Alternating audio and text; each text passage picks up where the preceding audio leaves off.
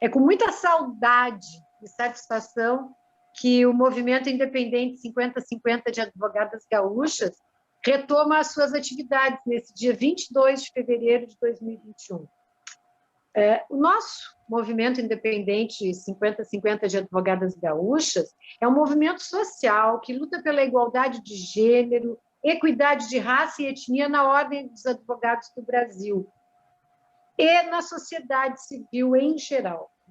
Nós vivemos numa sociedade que construiu os seus referenciais de uma maneira discriminatória e violadora dos princípios de direitos humanos. E, por isso, nós resolvemos criar esse movimento. Como a nossa querida Karen, a vereadora, né, deve estar nos escutando, que já deu o prazer da sua entrada neste webinar. Nós, em 17 de junho de 2020, foi criado esse movimento oficialmente, né? E ele foi criado por quê? Pela necessidade que algumas mulheres tiveram em pensar, em refletir, em agir em prol da construção desse espaço de igualdade e de equidade em gênero, raça e etnia. Nós conversamos muito a esse respeito e as nossas necessidades nos levaram a criar. E, oficialmente, então, lá no dia 17 de junho do ano passado, nós formalizamos a criação desse movimento e, desde então, estamos realizando atividades, ações, lives, encontros com inúmeras pessoas, né, personalidades do mundo jurídico e de outras áreas do conhecimento, assistentes sociais, psicólogos, todos são muito bem-vindos. E todas as nossas ações sempre são construídas coletivamente, pelas coordenadoras e pelas integrantes e pelos integrantes do movimento também. Esse ano que passou, de 2020, ele foi muito difícil para todos nós, né? A pandemia chegou e, de uma forma muito rápida, mudou toda a vida de todos nós. E nossa vida, como está lá no nosso relatório de atividades, ficou reduzida a uma telinha, às vezes, de 16 centímetros, como é o meu caso aqui. Estou sempre no celular. Mas nós temos muita certeza e convicção de que esses encontros e esses espaços nos dão força, né? Fazem valer todo o medo e a insegurança que a gente sente desde que essa pandemia se instalou. As nossas fronteiras ficaram borradas, né, pelo medo, e nós esperamos que os encontros nos fortaleçam. E exatamente para nos fortalecermos e para tentar criar forças para enfrentar mais esse ano de 2021 é que nós estamos aqui hoje, todas juntas, para dar início, então, às nossas atividades. Como é de praxe, depois de uma rápida abertura, que coube a mim dessa vez, nós abrimos espaço para que as nossas coordenadoras do movimento se apresentem em ordem alfabética, porque isso nos organiza e trata com equidade todas nós. Então, eu vou passar de imediato a esse momento de apresentação, em ordem alfabética, e depois nosso roteiro terá sequência. Um grande beijo, bom evento para todos nós. Boa noite, eu sou Brenda IP, uma das coordenadoras do Movimento Independente 50-50, ainda sou estudante de Direito no 9º semestre e estou realmente muito feliz de estar representando por mais um ano aqui no MI as meninas que vão estar no futuro no lugar de vocês, né? E junto com vocês. Então, mais uma vez, agradeço por a gente estar construindo tudo isso de forma muito democrática e horizontal. E é isso, Circe. Sim. Boa noite. Eu sou Circe Mondadori Lisiak, advogada atuante em Espumoso, Rio Grande do Sul, e sou uma das coordenadoras do Movimento Independente 50-50 de Advogadas Gaúchas. Com muita honra e com muito orgulho, a recepção de todas para este nosso primeiro evento de 2021, e em especial a nossa convidada, Karen Santos, que está nos representando dentro do Rio Grande do Sul como um exemplo a ser seguido e que nós desejamos muito sucesso e grandes realizações. Ativista, feminista, advogada. Sou uma das cofundadoras deste movimento e uma das coordenadoras. Eu continuo pensando que as mulheres têm muito a contribuir para a nossa sociedade. Mulheres negras, não negras, indígenas, toda e qualquer mulher. Este movimento foi fundado justamente pensando em igualdade e equidade. E 2021 já está começando com grandes desafios para nós, enquanto restrição de direitos, não é? Estamos assistindo diariamente. 2021 promete e o movimento vai agir, porque nós não somos apenas mulheres de resistência, nós somos mulheres de ação, de construção e de união. Viemos aqui para unir e para colocar a mulherada onde nós temos que estar, pelo menos em 50% de todos os espaços. Obrigada. A próxima. Lélia, já chegou? A Lélia não está, pelo menos não enxerguei. Vamos lá, Luciana, então. Acho que sou eu. Boa noite. Eu sou Luciana Almeida da Silva Teixeira, uma das fundadoras e coordenadoras do movimento.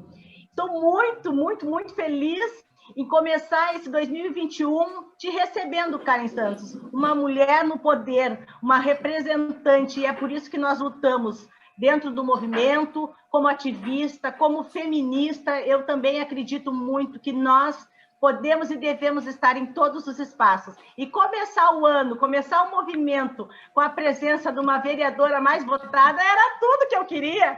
Uma delícia, é isso que a gente espera do mundo. Nossos espaços, ocupar os nossos espaços. Muito obrigada e eu espero estar com vocês por muitos e muitos anos. Obrigada, gurias. Boa noite a todas. É um prazer estar aqui, reunida com todas essas mulheres maravilhosas, e eu sou advogada, uma das fundadoras do Movimento Independente 50-50 de Advogadas Gaúchas, atuo em Júlio de Castilhos, sou ativista, feminista, e nada melhor do que iniciar a nossa primeira atividade de 2021 com a vereadora mais votada de Porto Alegre, Karen Santos. É um prazer recebê-la, estamos assim ansiosas para te ouvir. E como ela é linda, né, gurias? Que sorriso lindo! Bem-vinda, querida, bem-vindo todas e todos. Queridas mulheres que estão hoje aqui. Eu sou a Nelne Lorenzoni, sou advogada, psicopedagoga, também faço parte desse grupo de mulheres corajosas que criaram esse movimento. Estou na coordenação junto com essas outras 7 mulheres maravilhosas. Sou mediadora de conflitos e, atualmente, o que eu mais gosto de dizer a meu respeito é que eu sou a avó da Antônia. Estou muito feliz com a retomada das nossas atividades e espero que o nosso encontro de hoje com a Karen seja muito produtivo, porque é muito bom poder ouvir mulheres que fazem, e a Karen é uma mulher que faz. Então, é isso. Muito grata por todos estarem aqui. Então, boa noite a todas e todos. Sou Neuza Ledesma, sou advogada, feminista, militante dos movimentos sociais, desejo muito, e muito estar me somando, né, a este grupo de mulheres tão aguerridas que tiveram essa brilhante ideia, né, de formar esse coletivo, né, com essa perspectiva, com esse desafio, né? Buscar garantir no nosso estado do Rio Grande do Sul a equidade de gênero, né? Ampliar e garantir a participação das mulheres, das negros e não negros na OAB, né? Trabalhando em prol de uma sociedade com mais justiça social. E também dar meus cumprimentos, né, a todos os presentes, em especial a nossa convidada, né, e vereadora, que muito nos orgulha, né, ver mulher assim tão forte, tão, né, com voz tão potente e que vai certamente fazer a diferença e nos representar todas as mulheres que estão aí na luta, né, em prol de uma sociedade melhor. Abraço a todas. Brenda, tudo contigo. Beleza. Bom, então, em 2020, o movimento promoveu 7 encontros virtuais para debater, para discutir a inclusão de grupos minorizados. Eu prefiro falar minorizados do que minoritários, nós não somos minorias, nos transformam em minorias, na política. Então, conversamos sobre a paridade de gênero, raça e etnia na política e caminhamos virtualmente por várias cidades do estado. E hoje a gente está se aproximando de datas muito significativas. Nós temos o dia 24 de fevereiro, em que a gente celebra a conquista do voto feminino no Brasil. A gente tem o 8 de março, em que a gente celebra o Dia Internacional da Mulher, e o dia 21 de março, que é o Dia Internacional contra a Discriminação Racial. Então, a gente entendeu que não haveria forma melhor de nós começarmos este ano conversando com uma pessoa que represente tudo isso que o movimento veio trabalhando ao longo de 2020, mas que o movimento ainda quer continuar lutando. E aí a gente conversa com a vereadora Karen Santos, a mulher negra mais votada vereança de Porto Alegre. E eu peço licença, até aproveitando que a gente gosta de algo não tão rígido, não tão formal, para dizer o quão significativo é a tua presença, Karen. Porque quando e eu tenho esse marco na minha cabeça, quando eu estava no meu primeiro ano de faculdade, eu fui ver uma palestra tua lá na UAB. E hoje é muito grandioso estar aqui te recebendo no MI. Acho que a Brenda travou. Voltei. Quem sabe passa para a Lélia se apresentar, até a Brenda Isso, Lélia, querida. Desculpa, estão me ouvindo agora? Sim. Sim. Bem, boa noite a todos e todas. Karen, é um prazer, uma honra muito grande te receber nesta noite no nosso movimento. Nós estamos muito felizes porque temos uma mulher negra nos representando no parlamento. Agradecer aqui as colegas do movimento. Meu nome é Lélia, eu sou advogada, integro a coordenação e o movimento 50-50 de advogadas gaúchas e moro na fronteira aqui do Rio Grande do Sul, moro em Bagé, e daqui integro com essas outras colegas maravilhosas, né, este movimento que tem sido muito importante para nós. Neste período, nosso movimento começou e se fortaleceu também neste período de pandemia, o que fez com que nós, mulheres advogadas, conseguisse nos encontrar, nos apoiar e militar, ainda que à distância, neste momento difícil que estamos passando. Então, é uma honra muito grande fazer parte deste movimento e estou muito feliz, Karen, porque tu estás nos representando no parlamento. Muito obrigada. Devolvo, Brenda, que eu acho que já está com... Desculpem. Não, o que eu só comentava, Lélia, que então no meu primeiro ano de faculdade fui ver uma palestra da Karen lá na OAB ainda, e na época apresentaram a Karen como a única vereadora negra que tinha, né? E vejam como esse trabalho que a gente fez e está fazendo, ele traz resultados. Porque hoje nós não só estamos celebrando que uma mulher negra foi a mais votada numa capital, como ela trouxe com ela outro grupo de pessoas negras. Então, quer dizer, nós quando puxamos, quando nós ocupamos espaços, a gente puxa outros juntos. E eu acho que, como disse a Denise, a gente não vai parar enquanto nós não tivermos, no mínimo, 50-50. É por isso que a gente trabalha. E enfim, dito isso, o que a gente quer saber, né, Karen, então quem é essa vereadora mais votada de Porto Alegre? Quais foram os desafios que tu enfrentou nessa caminhada e que tu ainda enfrenta para continuar nela? E, mais uma vez, muito, muito, muito obrigada pelo cargo e pela representação que tu traz para a gente. Muito obrigada. Baita, gurias, obrigada eu pelo convite. Hoje foi um daqueles dias, assim, terríveis aqui em Porto Alegre, desde de manhã cedo, a gente estava no posto da Cruzeiro, acompanhando uma situação de quase colapso lá do postão, né? E depois eu fui para uma reunião com uma mãe de santo que também está sendo desalojada.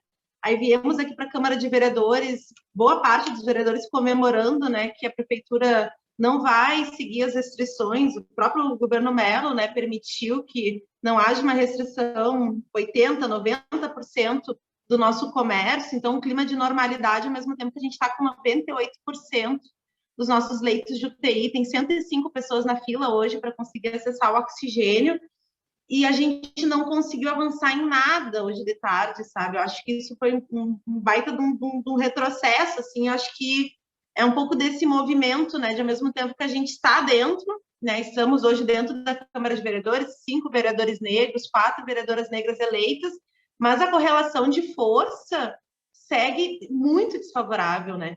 E uma correlação de força que tem a cara também de mulher, né? Hoje a gente tem 3 vereadoras aqui, que é a comandante Nádia, a vereadora Bart e a vereadora...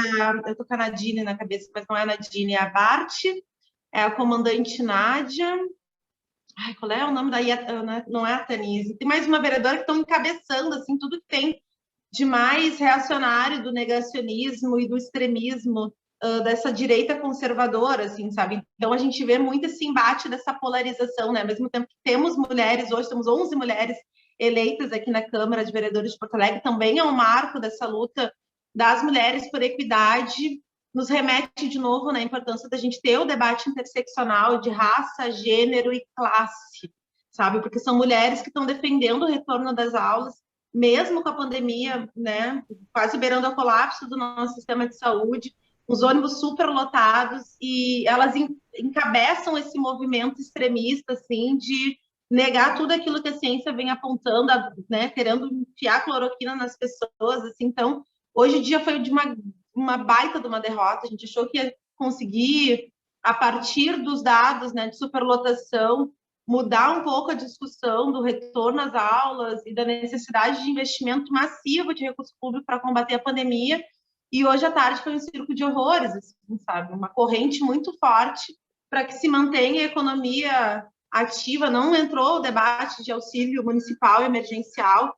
E eu fico feliz, assim, sabe, de no final do dia estar encontrando mulheres que nem vocês, que têm uma disposição e uma garra tão grande, sabe, gurias? Isso dá para nós uma esperança, assim, porque muitas vezes a nossa resistência, ela está dissipada, né? A gente tá faltando espaços, a própria pandemia vem dificultando isso, para a gente se encontrar, para a gente debater e para a gente fazer ações que conscientizem o nosso povo em relação a todas essas desigualdades. Assim, os ricos estão mais ricos no meio da pandemia, recursos têm, e a gente fica nessa discussão de terra arrasada, de que não tem o que ser feito, a não ser tirar ainda mais do servidor e do trabalhador, sabe? Então, é desse ponto de vista que nós estamos debatendo hoje aqui na Câmara, né? O avanço de representatividade feminina não significou um avanço na luta das mulheres, principalmente das mulheres trabalhadoras, né?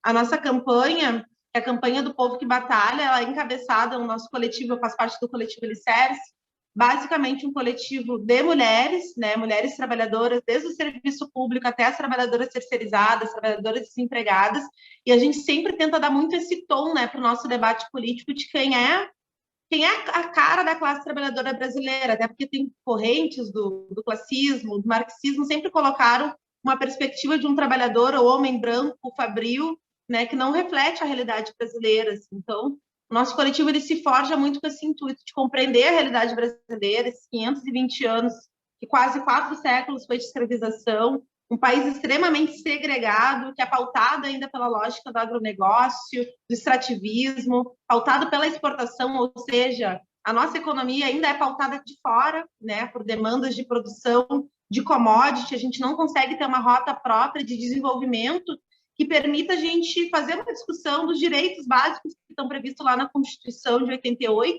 e que nunca se tornaram hegemônicos para a maioria do nosso povo, assim. Então, a nossa campanha ela vem muito nesse sentido da denúncia, né? Uma campanha que dialoga menos com o debate das propostas, né? A gente compreende também que as nossas lutas enquanto povo passa por um processo muito grande de fragmentação, né? A luta dos professores, a luta da saúde, a luta dos estudantes, a luta dos rodoviários, a luta das trabalhadoras terceirizadas. E a pós-modernidade nos colocou em caixinhas e muitas vezes a gente não consegue unificar as nossas demandas e as nossas lutas para ter, de fato, força social para ir fazer o enfrentamento, né? Eu sou professora do Estado, antigamente, né, as professoras mais antigas colocavam que fazia uma greve de 30 dias e saía com uma mesa de negociação. Hoje nós fazemos greve de 2, 3 meses e a gente sai criminalizada com ponto cortado, né? Então, mudou a correlação de força em relação ao que a burguesia brasileira pode ceder para os trabalhadores. Hoje a margem de conciliação está cada vez mais reduzida e a margem de criminalização, né, não é à toa o que aconteceu com a Marielle, não é à toa todas as ações legais que são colocadas contra as greves, contra as ocupações, e aí vai desde a época da Copa, a Lei Geral da Copa, a Lei Antiterrorismo, Lei da Garantia e Ordem, o que foi as unidades de polícias pacificadoras dentro das nossas comunidades, um Estado policialesco ocupando cada vez mais o espaço que deveria ser da democracia e da construção, assim. Isso não é uma questão de agora, dessa crise, né? O Estado policialesco brasileiro, ele sempre foi presente para garantir essa dominação e essa segregação gigante que existe entre os ricos e os pobres, entre as regiões, né? Sul, Sudeste, Norte, Nordeste. Então, tu precisa ter um braço forte do Estado Armado sempre presente para criminalizar e para reprimir todo tipo de iniciativa que dialoga com essa revolta contida do nosso povo, né? Que tem uma abolição da escravatura interrompida, né? Não se realiza no mercado de trabalho assalariado, do capitalismo dependente, emergente, e um capitalismo que se desenvolve à base de segregação. Quando a gente coloca o debate do genocídio, né? É para além da morte em si, que se caracteriza muito o governo Bolsonaro hoje enquanto governo genocida, mas a gente entende o genocídio como o extermínio de diversas cosmovisões indígenas, africanas, quilombolas, dos nossos terreiros, e que segue a longo curso. O governo Bolsonaro, de certa forma, explicita, né, essa visão, essa cosmovisão cristã, eurocêntrica, policialesca e de classe, né, que o Brasil ocupa aí nessa divisão internacional do trabalho. Assim, poucas alternativas para o nosso povo trabalhador dentro desse esquema que está colocado, né, de um Brasil colônia que não se resolve, que não se industrializa, que não gera tecnologia e, por consequência, não gera emprego de ponta, não gera PIB, não gera direitos. Assim. Então, é pautado também a nossa campanha numa base econômica do que fazer, né, em relação a gente ter uma rota própria de desenvolvimento. Isso perpassa pela luta e pela união de todos os trabalhadores. Não dá mais para a gente lutar só pelas nossas caixinhas. Eu vim do movimento sindical, né? Basicamente a gente fazia greves pelo nosso plano de carreira, né? Quando estávamos sendo atacados, ou seja, greves de resistência para não perder. E eu acho que isso é um modus operandi do nosso movimento sindical, do nosso movimento popular, social também, que ocupa no arco da resistência, mas não consegue ter uma proposição de reforma agrária, de reforma urbana, que conteste hoje o latifúndio, o agronegócio, né? A nossa campanha vem muito nesse intuito, sabe, gurias, de debater um projeto de Brasil, da gente conseguir olhar para a especificidade de cada um de nós que estamos, né, no seu local de trabalho, de estudo, de moradia, o que atravessa essas violações dos nossos direitos trabalhistas, dos nossos direitos sociais.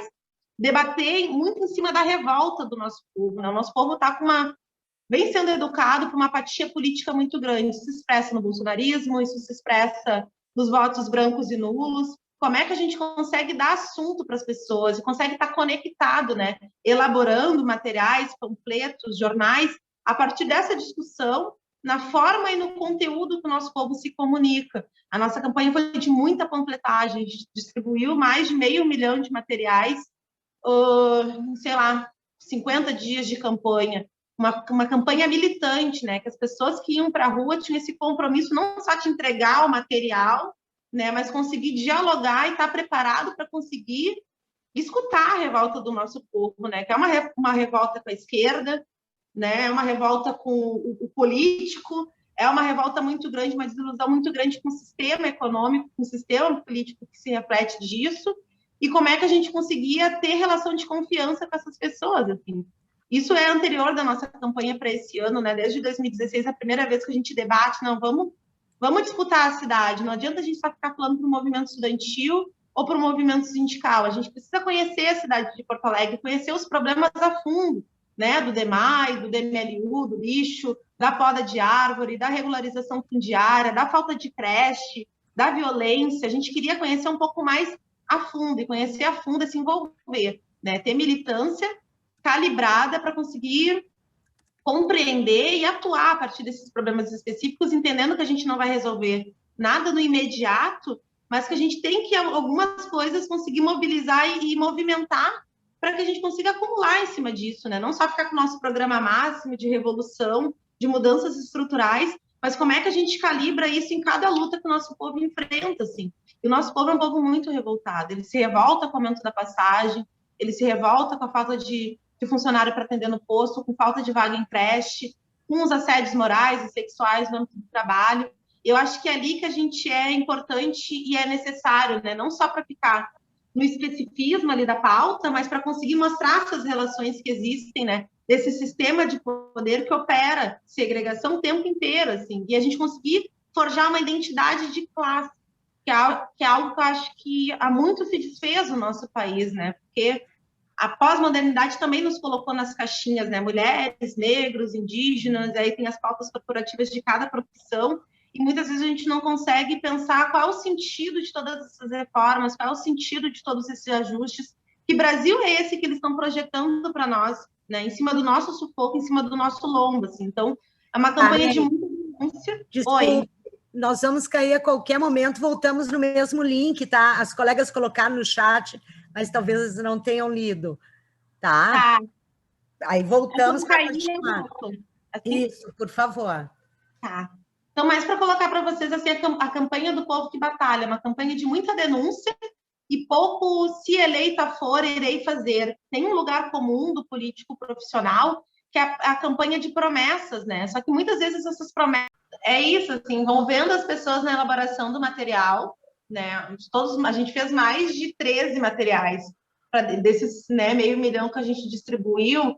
A gente debateu a questão da regularização fundiária, a questão do emprego, a questão da saúde, a questão da educação, né? Os núcleos elaboravam seus materiais, completavam, faziam uma reflexão em cima, e antes de tudo, o material é um convite, né? Porque a gente não quer resolver o problema pelas pessoas, ou a cara, enquanto parlamentar, substituir o protagonismo, né, do movimento social, dos trabalhadores, assim. A gente quer estar junto, até porque a gente compreende que a composição, né, da nossa Câmara de Vereadores segue desfavorável para as nossas proposições, né? E a gente vai precisar de luta, e luta num contexto difícil, que é a pandemia, as restrições de distanciamento, né? Então, como é que a gente buscava também formas de coesionar o nosso povo em torno de um projeto de mandato, mas de coletivo, principalmente, né? Que a galera conseguisse fazer parte do coletivo Alicerce como um instrumento de politização, sua politização, porque ninguém está pronto, né? Enquanto um quadro político, a gente está o tempo inteiro batendo cabeça em relação às contradições, né? Agora, por exemplo, vai voltar às aulas presenciais, né? Nós somos contra as aulas voltarem presencialmente, porque a gente sabe que a pandemia e as novas cepas estão com um índice de contágio superior ao maior índice que a gente teve, que foi em julho aqui em Porto Alegre. Ao mesmo tempo, a gente sabe que são as mulheres que precisam deixar os seus filhos nas creches para poderem trabalhar. Muitas delas na linha de frente, na educação, na saúde, na assistência social, assim, sabe? Então, a gente está o tempo inteiro batendo cabeça em cima dessas contradições que o governo não dá auxílio emergencial e não dá nenhum tipo de subsídio para essas mulheres, acaba caindo no colo da oposição, assim, sabe? Qual é o nosso posicionamento em relação a isso? E isso tem que ser discutido, assim, porque a gente sabe que a gente não vai conseguir resolver no marco do imediato, mas a gente precisa acumular pressão dentro desse sentido também, e aí vem as proposições, né, em relação ao que pode ser feito para suprir a demanda dessas trabalhadoras de modo emergencial, mas que também não permitam o esgarçamento geral do retorno de todas as aulas da rede pública e da rede privada, sabe? Então, acho que é dentro dessas contradições que o governo traz para nós que a gente precisa ter instância para conseguir debater, para conseguir mobilizar, para conseguir fazer essa construção política, né, de qual é, que é a nossa estratégia de poder, para além do empoderamento individual de cada um, de cada uma, que poder é esse que a gente está disputando, né? Que poder é esse econômico, político, social, filosófico? Karen, Oi. Nós temos uma pergunta já no chat, é da Brenda, né, Brenda? Pode fazer. O que te provocou a entrar na política? É uma coisa bem banal, Gurias. Eu fazia educação física e o nosso currículo de educação física era fragmentado em licenciatura e bacharelado. Antigamente, a gente tinha uma licenciatura plena que te permitia atuar tanto na academia quanto na escola. E eu, quando entrei na educação física, tive que escolher já no vestibular alguma das se é licenciatura ou se é bacharelado. E a gente já entrou uma turma de licenciados sem entender o porquê. Existia uma ingerência do nosso conselho profissional, o CREF, justamente para criar um nicho de mercado de trabalho para poder cobrar depois a carteirinha. E foi uma coisa bem banal mesmo, assim, porque eu entrei na universidade em 2007, em 2012 eu participo da minha primeira ocupação pela luta das ações afirmativas, mas antes disso a nossa pauta era basicamente a educação física da URGS. A unificação da nossa licenciatura, um restaurante universitário, eu fazia parte do diretório acadêmico, né? Então a gente tinha toda uma vida política ali dentro, de recepção dos calouros, de debate do que era o DA, da importância da gente refletir o nosso curso, a nossa formação, que cadeiras a gente achava que tinha que ser inserido. Então, eu comecei a militar por uma pauta bem especificista, sabe? Eu acho que foi um movimento, principalmente depois de estar formada, né, professora, que me colocou, não dá para mim debater só a minha área de atuação, eu tenho que debater o desmonte da escola pública, eu tenho que debater a minha comunidade, eu tenho que debater a minha raça, né, porque a gente vai se constituindo negra no processo. Eu não entrei com uma consciência racial que eu tenho hoje. Meu pai foi do Floresta Aurora, que é um dos primeiros clubes negros aqui de Porto Alegre. Eu sempre fiz capoeira, sempre fui de terreiro, mas é impressionante, assim, a gente não consegue pensar a lógica do racismo enquanto uma lógica segregadora. Tu acha que é um problema individual teu, então eu tentei me adaptar, eu alisava o meu cabelo, né? Eu sempre estudei em colégio particular, então eu sempre tive que socializar com pessoas brancas, ouvindo racismo, mas tentando compreender aquilo não como um problema social, mas como um problema individual daqueles colegas. A consciência racial e essa consciência mais da situação da coisa, ela veio depois, assim. Por isso que eu acho que é importante a galera fazer parte de coletividade, sabe? Porque senão é muito fácil a gente ceder, sabe? As pressões do trabalho, da família, do tem que se formar, depois de que tu se forma tem que passar no concurso público, e a gente já coloca, o nosso tempo ele é disputado o tempo inteiro, né? Como é que a gente também organiza o tempo das pessoas para a luta, para a militância, para um compromisso em relação aos problemas que a gente enfrenta, assim, sabe? Isso é uma politização diferenciada. Hoje a educação das pessoas é vota em mim, que se eleita eu vou resolver os problemas por ti. A gente entende que essa política está levando os nossos movimentos sociais, o nosso movimento sindical, para um buraco muito grande, sabe? A gente precisa de maior protagonismo dos sujeitos, de formas criativas, né? De se mobilizar, de fazer greve, de fazer ocupação, de dialogar, né? Porque a gente também foi educado dentro de uma cartilha que tem alguns termos e alguns conceitos que o nosso povo está boiando, sabe? E é muito louco, ao mesmo tempo que o movimento te insere na luta, ele te insere já dentro de um esquema que está se mostrando limitado para as tarefas do período. O Bolsonaro, ele fala meia dúzia de papo furado e consegue arrastar milhões. Qual é a base do bolsonarismo? Qual é o papel das igrejas pentecostais, neopentecostais nessa formação política? Que trabalho de base é esse que eles executam a cada 2 casas dentro de uma comunidade que em Porto Alegre tem uma igreja, uma quadrangular, uma pentecostal, uma Assembleia de Deus. Rio de Janeiro está um inferno, né, que é milícia, igreja e tráfico, né? Então, sistema de guerra, de exclusão, tu não consegue pendurar o teu axó de religião, a vestimenta no varal, sem ser perseguido, né, por esse bonde de Jesus, é assim que eles se denominam. Isso faz parte também dessa tarefa nossa, né? Refazer as pazes com o nosso povo, retomar essa confiança e essa moral que a esquerda perdeu, né? Abrindo mão de fazer um trabalho contínuo e permanente. Eu pergunto para vocês, passando as eleições, quem é que continua com esse papel de ir conversar com as pessoas na rua? Panfletagem não era para ser evento, gente. Panfletagem era para ser um exercício cotidiano de cada militante, sabe? Porque as pessoas têm dúvidas, as pessoas têm questionamentos para fazer. De um ponto de vista à esquerda, quem é que dialoga, né? A gente sabe que a Globo está aí com o BBB, a gente sabe que a Record está lá com a nova novela agora, né? Eles têm seus instrumentos ideológicos. Quais são os nossos instrumentos, para além do parlamentarismo, que a gente tem um espaço de fala, mas é um espaço que também o tempo inteiro reitera esse espaço como o único espaço de poder e de decisão, e não é. O povo tem uma força gigante, capaz de movimentar a correlação de força aqui dentro. Só que hoje o povo está fora do jogo. Ele só é convocado a entrar em campo em época eleitoral, sabe? Eu acho que essa é a maior tragédia, sabe? Para mim, para a Marielle, né, que começou a comprar umas brigas grandes em relação à estrutura do Rio de Janeiro, a estrutura social do Rio de Janeiro, e não tinha retaguarda nenhuma.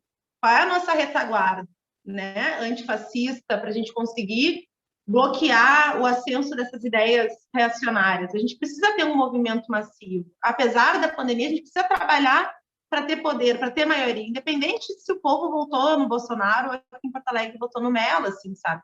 Reverter isso no nosso trabalho, mostrando que apesar, né, passando as eleições, a gente ainda está ali fazendo as campanhas de solidariedade, politizando o nosso povo, se formando também dentro dessa perspectiva de trabalho permanente, de militância coletiva, né? Então, esses são os pressupostos, assim, que eu comecei a militar e que hoje eu vejo que é necessário a gente seguir fazendo essa autocrítica, sabe, gurias? Porque eu não acho que seja uma grande vitória, sabe? Só a representatividade. Olha o que é o Holliday, olha o que é o presidente da Fundação Palmares, olha o que são essas mulheres reacionárias aqui na Câmara de Vereadores.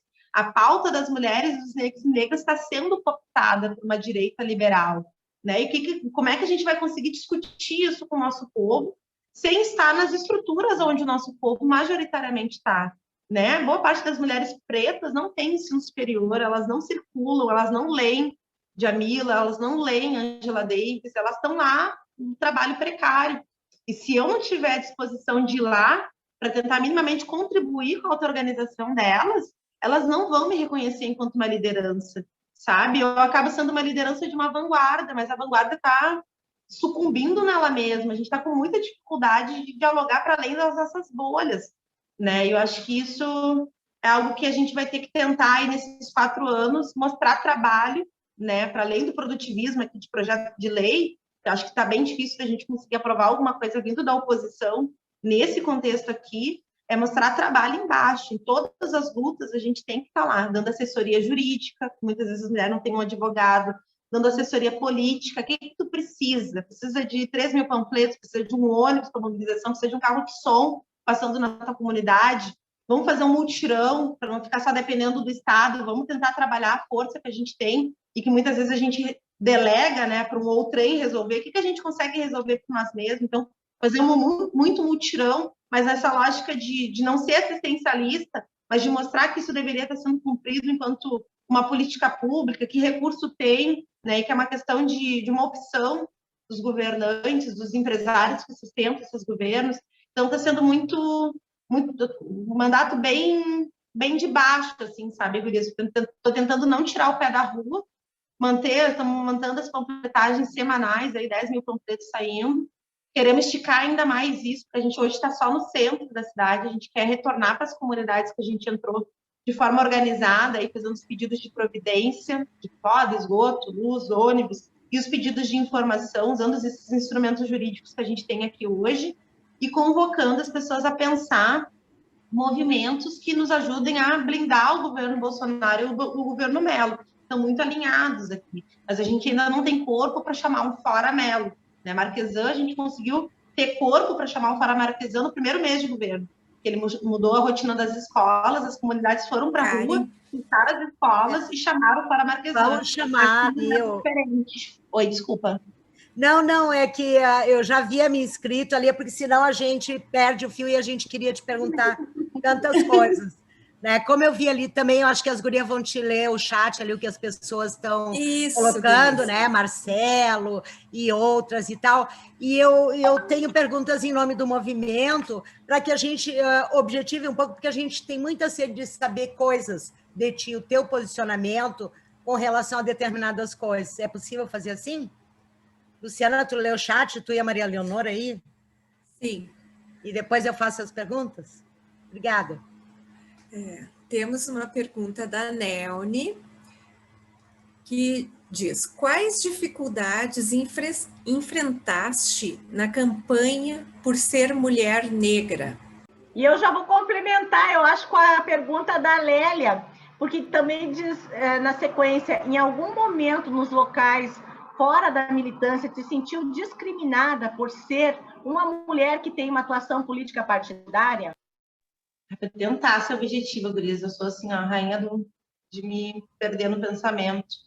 Sofri muita dificuldade por ser mulher, eu percebo que o movimento ele é muito machista, até a vanguarda do movimento social negro se vê numa referência masculina, tem muita dificuldade de conceber, né, uma outra forma de construir o diálogo, e eu não sou uma pessoa que vai pegar e vai chegar num ato e vai pegar o microfone para fazer a fala efusiva, sabe? Eu tenho um outro perfil de construir. Isso não sei se está relacionado ao meu gênero, deve com certeza estar, mas eu acho que não só isso, assim, é essa forma de lidar com as pessoas, sabe? Eu acho que a escuta ela é primordial para a gente buscar um caminho novo de construção. Eu não quero substituir ninguém. Então, eu percebo que muitas vezes esse perfil, a lá Lula, lá das greves do ABC Paulista, ainda é o que cativa mais o nosso povo. As pessoas estão esperando um Messias, um grande líder que vai guiar as massas por essa crise tumultuada aí, e eu entendo que o caminho é o oposto, assim. Então, muitas vezes, eu me coloco num lugar de não tomar a frente do movimento social, e eu percebo que isso tem um preço muito grande, assim, sabe? Porque o senso comum do nosso povo, ele é machista e ele é racista. Então, as pessoas esperam de ti atitudes e que eu não estou disposta a tomar. Então, eu estou sempre nesse não lugar, sabe, gurias? Tentando construir e, ao mesmo tempo, sobreviver dentro de um ambiente que é hostil. E essa questão de ser discriminada por fazer parte da política, também no movimento social negro, não sei como é que está a luta das mulheres, nesse sentido que eu vejo que na luta das mulheres tem mais organizações políticas, né? Que compõem junto as frentes de luta, 8 de março, sempre tem uma construção bem plural. No movimento social negro tem uma corrente pan-africanista que interroga, que critica muito o marxismo, né, enquanto uma visão e um método de análise da sociedade. E me sinto também, esse não lugar, né, por ser mulher, por ser preta, por ser marxista, então a gente está sempre tentando buscar a partir da prática mostrar trabalho e mostrar os limites, as contradições de todos os conceitos e das teorias, assim. Mas também me sinto discriminada, né, por também carregar esse peso desse legado das lutas do que foi a Revolução Russa, né, do que foi o stalinismo, do que foi a Revolução Cubana, do que foi a Revolução Chinesa, né, o socialismo real que deu errado. Então, a gente é o tempo inteiro cobrada, principalmente pelos liberais aqui da Câmara de Vereadores, né, que o socialismo que a gente defende é incompatível com a liberdade. Né? Então, eu percebo também que ser mulher negra de esquerda, dentro desse ponto de vista, que defende um projeto de sociedade, de humanidade, a gente carrega também todo esse peso das derrotas que o nosso povo, que a nossa classe sofreu, pela burocracia, pelas cooptações, pelas negociatas, sabe? Então, sim, me coloco no lugar da Lélia também nesse sentido, assim, é uma dificuldade que é permanente. Denise, por gentileza, então, obrigada, Karen. A Denise vai te fazer, então, umas perguntas em nome do movimento. E as demais participantes que quiserem perguntar, também o chat está aberto ali. Escrever. Pois é, estava vendo ali os comentários, né? O Marcelo, por exemplo, que falou, né? O Marcelo, nosso integrante também da Comissão de Direitos Humanos, foi justamente que trouxe a campanha, apoiar a campanha da Karen, né? Como trabalhador da educação, em várias vilas, morros, pegando ônibus e tal. Mais adiante, ele também, hoje é o nosso único representante masculino, ele fala também que nós já temos um Messias no Brasil. Mas antes de fazer as perguntas propriamente ditas, eu queria contextualizar uma coisa, Karen. O movimento independente é composto de diversas... as pessoas têm diversos partidos e ideologias diferentes também, não é? Nós temos nos mantido unidos e unidas neste espaço porque não partidarizamos, não é? mas fazemos política, sim, esta política social. Então, dentro deste contexto, não é? Do contexto brasileiro que tu acabaste de nos relatar, dentro da própria Câmara, nós aqui no movimento também estamos tentando descobrir estratégias de unir as pessoas, não dentro desta polarização que se criou no país, a esquerda, a direita, os bolsonaristas, os lulistas. Nós queremos, eu sei que é uma utopia, mas nós estamos tentando acabar com estes clichês.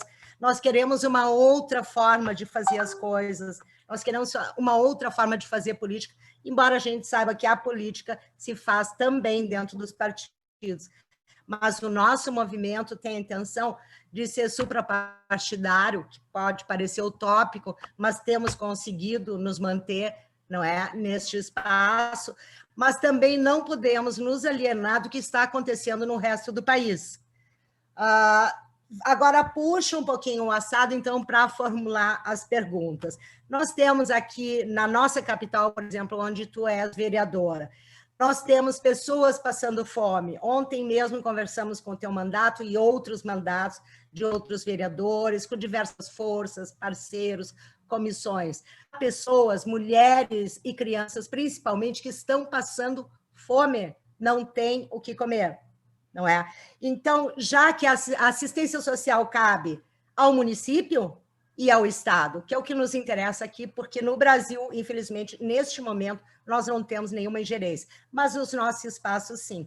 Como as coisas acontecem na cidade, nós gostaríamos de saber, já que atualmente, pelo menos por enquanto, o município de Porto Alegre está se mantendo silente com relação a essas necessidades, não é? De fome, realmente, de miséria, de algumas pessoas, como ontem ainda, que nós também falávamos do Quilombo Santa Luzia, estamos fazendo aqui uma ação dentro do EMI, não é uma coisa que vai ser publicizada, mas nós vamos sim ajudar essas pessoas, que são 85 famílias. Então, com relação a isso, assistência social no nosso município, tu tens algumas propostas, algumas ideias que pudesse contribuir para que o município não só assumisse, claro, não é o seu próprio dever legal, mas para que também houvesse uma maior interação e nós conseguíssemos, prescindindo de direita e de esquerda, de levar alimento para essas pessoas, de atender a população dentro da assistência social. Esta é uma questão. Outra questão é a seguinte, são 3 perguntas, na verdade. Quais são as pautas prioritárias no teu mandato, coincidem com os nossos objetivos no movimento, que é a igualdade e equidade de gênero, de raça e de etnia? E terceiro, que um pouco tu já respondesse, tu vislumbra algumas estratégias de unir as pessoas em torno desses ideais de justiça social? É isso. Baita, Denise. Em relação à assistência social, assim, a gente tem a verba do PNAES, né, que é o Plano Nacional de Alimentação Escolar. Essa verba, o ano passado, a gente fez toda uma disputa para que ela fosse, através de uma indicação ao executivo, né, para que ela fosse destinada para a compra de cestas básicas para as famílias que têm as suas crianças assistidas pela rede municipal. A gente fez essa solicitação, o governo Marques era um perfil um pouco diferente do governo que está se mostrando o governo Mello. Ele simplesmente não dava informação. Então, a gente faz um pedido de informação, tem uma média de 20 dias para ter uma resposta. A gente não conseguiu obter essa resposta. Paralelamente a isso, a gente tem uma campanha de solidariedade, de distribuição de cesta básica para mais de 300 famílias. Minhas emendas impositivas todas foram para a alimentação das comunidades quilombolas aqui de Porto Alegre, que são 8 comunidades. Mas, independente disso, a gente foi para a FASC, né, a Fundação aqui de Assistência Social, na época era a Vera Ponzio, né, a presidenta. A gente foi com todas as mulheres da comunidade que, mesmo em pandemia, né, a gente teve que se deslocar para a FASC para exigir uma agenda para a gente cobrar a verba do PNAES, que não estava sendo distribuída nas escolas.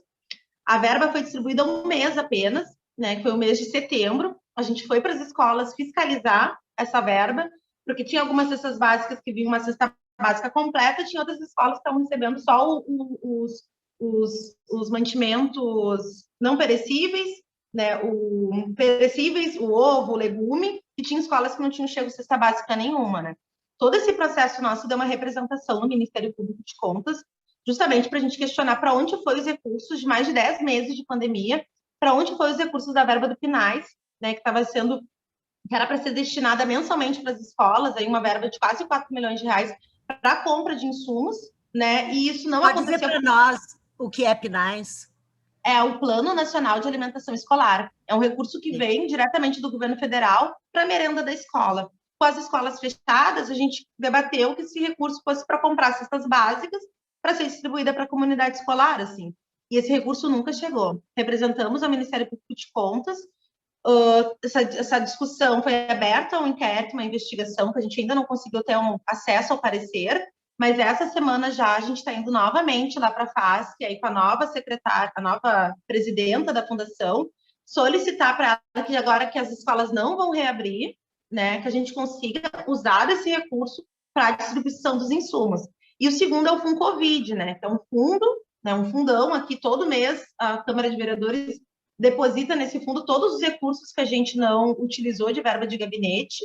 E esse fundo, a gente fez também um pedido de informação para ter acesso aos recursos, porque o Marquesan, ele fez a transição da gestão e não explicitou nem na LOA quanto está depositado dentro do fundo, que seja de fato para compra de alimentos, ou com uma renda básica emergencial do município. Também saía do Fundo Covid, mas que acabou em dezembro, e hoje a gente tem esse fundo, o Melo está colocando que vai ser para compra de vacinação em massa, mas a gente entende também que, para além da vacinação, a alimentação é um problema que está caindo de maduro, visto que o auxílio emergencial acabou, assim, sabe? Então, estamos tentando constituir essas frentes de pressão, né? Visto que recurso tem, só que as prioridades do governo, elas têm que ser sensibilizadas com a pressão popular. Na FASC, né? Tanto que a gente tem aí essa agenda marcada para levar as comunidades de novo lá, não é só se inscrever no CRAS e no CREAS, não tem recurso para todo mundo, não tem, né? É uma discussão de não ter recurso. As pessoas estão tendo que escolher entre uma família que precisa mais e a família que sabe escolher quem vai passar fome, assim. E a gente precisa discutir esse grande orçamento da cidade, que é o orçamento anual, a LOA, que ainda não voltou para a Câmara de Vereadores para a gente conseguir debater em cima dela quanto vai ser realocado, então, para a vacinação, quanto vai ser realocado para a testagem em massa, quanto vai ser realocado para um auxílio emergencial, para a compra de alimentos, assim. Está tudo atrasado, Gris. Isso que eu quero dizer para vocês. De uma transição de um governo para outro, as informações não chegaram para o governo Melo. Agora, recentemente, que ele nomeou a nova diretora da Fundação de Assistência Social, até ela compreender o tamanho do problema, a gente vai passar por mais um tempo aí de sufoco. O que a gente está pedindo para todas as mães e os pais das comunidades? Assim? Não deixarem de ir fazer o registro no seu CRAS e no seu CRES, porque isso para nós é dado, é quantitativo. A gente precisa acessar, eu faço o exercício de ligar todos os meses para os CRAS e para os CRES, para ver qual é que é a demanda de cesta básica. A gente fez todo esse mapeamento no começo da pandemia, para a gente comparar com aquilo que é distribuído pela FASC. A gente saiu da gestão do Marquesan com um relatório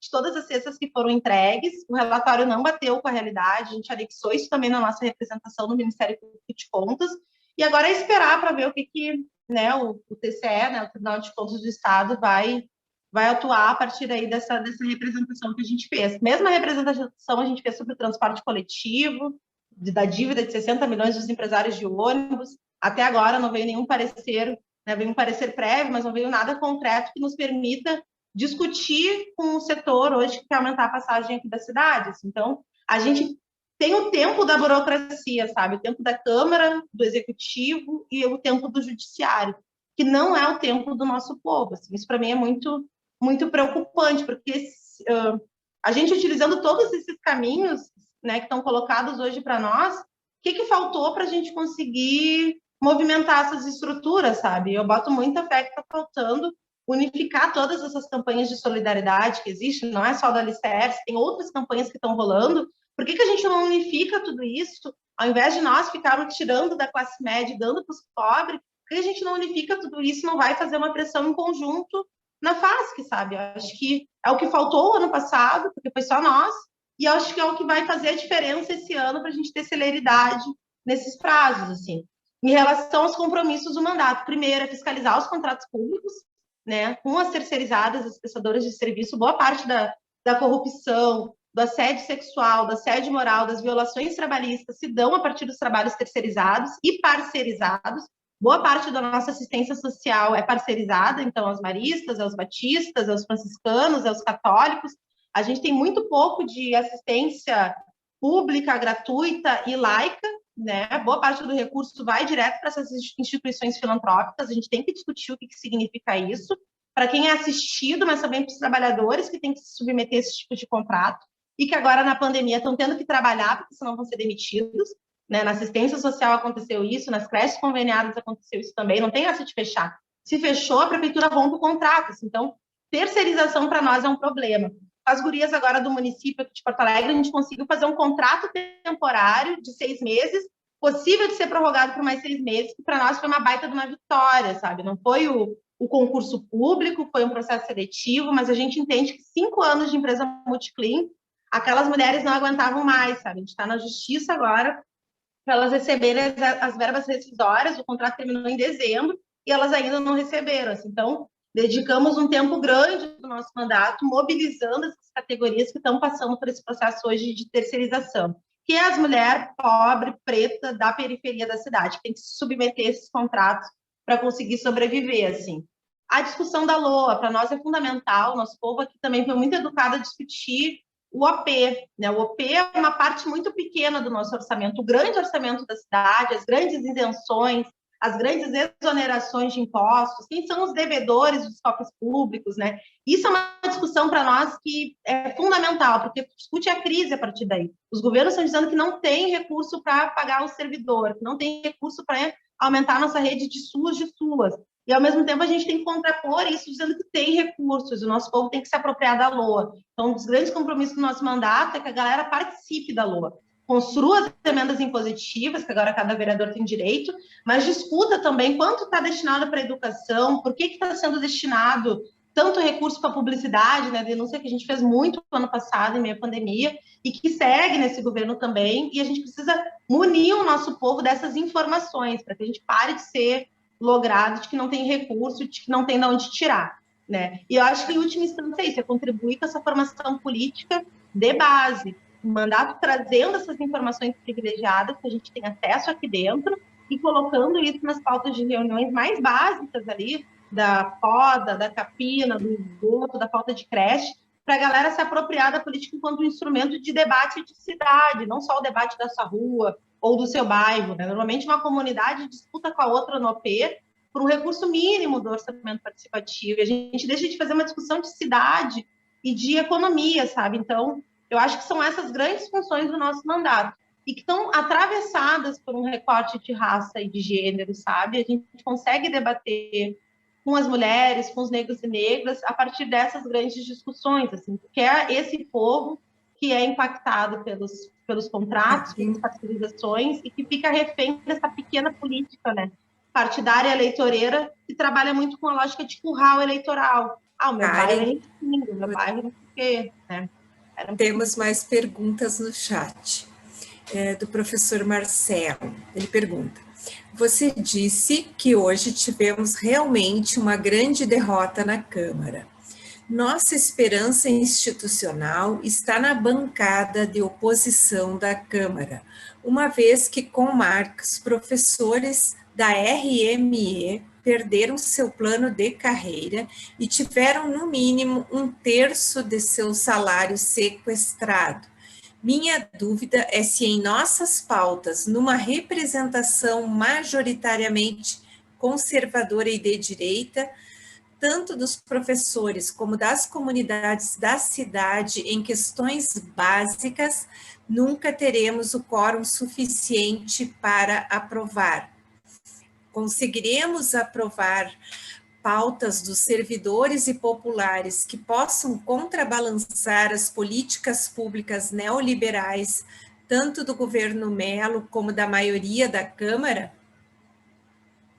Ai, gente, não tem bola de cristal, assim, né? No sentido do que a gente tem que fazer, porque os professores já fizeram greve, servidores tiveram 4 anos de uma luta incansável contra o governo Marquesan. O que eu acho, assim, que é o nosso fator X que a gente precisa ter uma atenção, né? O trabalho nós, enquanto servidores públicos, nós prestamos um serviço, nós somos a cara do Estado dentro das nossas comunidades, né? O governo, ele tem uma linha própria de diálogo com as nossas comunidades, e muitas vezes a gente não consegue debater com os nossos usuários da importância deles defenderem o público, deles defenderem o plano de carreira.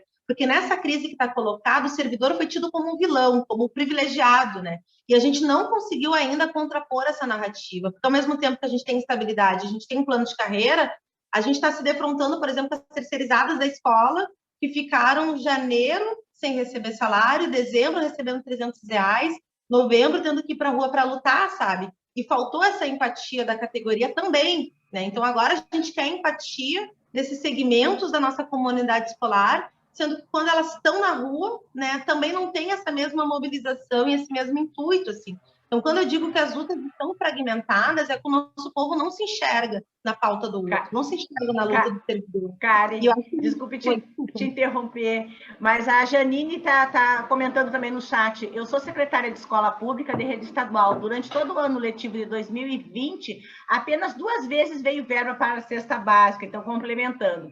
Nós já estamos faltam 6 minutos. A Lélia tem uma pergunta e depois nós já, por gentileza, tuas considerações finais, se a gente conseguir fazer em 1 ou 2 minutos, e depois a Lélia faz o fechamento, pode ser?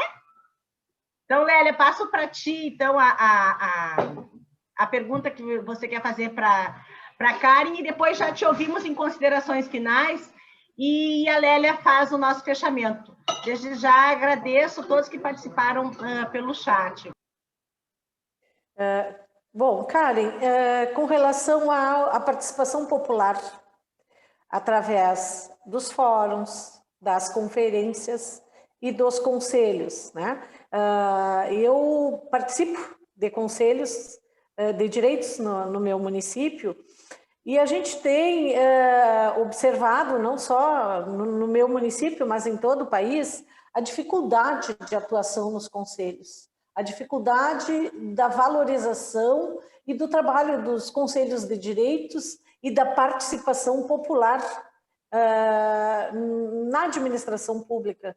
Então, eu gostaria de saber assim, de que forma o teu mandato está atuando nessas questões. E também das conferências, que são muito importantes. Então, pessoal, aqui a gente remete muito à construção com o conselho nessa lógica da fiscalização, né? Tanto do recurso que chega, quanto também nessas pressões que têm que ser feitas para que chegue e seja efetivado e tenha um controle público e social, assim. Mas eu vou colocar para vocês, assim, o conselho escolar é um conselho que eu vejo que tem alguma efetividade em algumas escolas, não é em todas, até porque o tempo do trabalhador é disputado pelo emprego, pela família, as mulheres pela dupla jornada. Eu fico pensando muito nisso, né? Até que ponto as pessoas se veem efetivas dentro desses espaços. O Conselho Tutelar aqui em Porto Alegre, ele está sendo muito disputado também por todas essas visões que eu coloquei para vocês da filantropia, que já atua dentro do serviço social, aqui também dentro dos conselhos. A gente tem conselheiros que se organizam a partir dessas matrizes religiosas para disputar também aquele espaço. Então, também é um espaço de muita disputa e de muito esvaziamento político para solucionar os problemas das crianças e dos adolescentes. O Conselho de Saúde aqui em Porto Alegre, a gente passou por todo o momento da pandemia sem o Marquesan legitimar o Conselho, as atas do Conselho, sem ter presença do secretário nessas reuniões. Então, também tem uma ofensiva por parte do governo de não permitir que aquele seja um espaço vivo e de questionamento e de pressões e de mudanças. Eu acho que isso daí também ajuda a desmoralizar esse instrumento de luta. E eu penso muito nisso, assim, tem muita gente boa que vai para o conselho e acaba de tanto dar soco em ponta de faca, acaba abrindo mão da luta e indo para casa, assim. Eu sempre penso que a gente tem que estar dentro da estrutura, mas ao mesmo tempo não abrir mão de ter as nossas iniciativas próprias, que nem o movimento que vocês estão construindo, sabe, Lélia? Tu tá dentro do conselho, mas ao mesmo tempo tu está aqui nesse movimento, debatendo política num outro patamar, que muitas vezes não vai caber dentro da pauta do conselho. Isso te alimenta politicamente para enxergar, inclusive, o que o conselho está se transformando dentro dessas gestões, assim, ou para legitimar as políticas dos governos, que nem o Conselho de Transporte aqui de Porto Alegre, só para legitimar o aumento da passagem.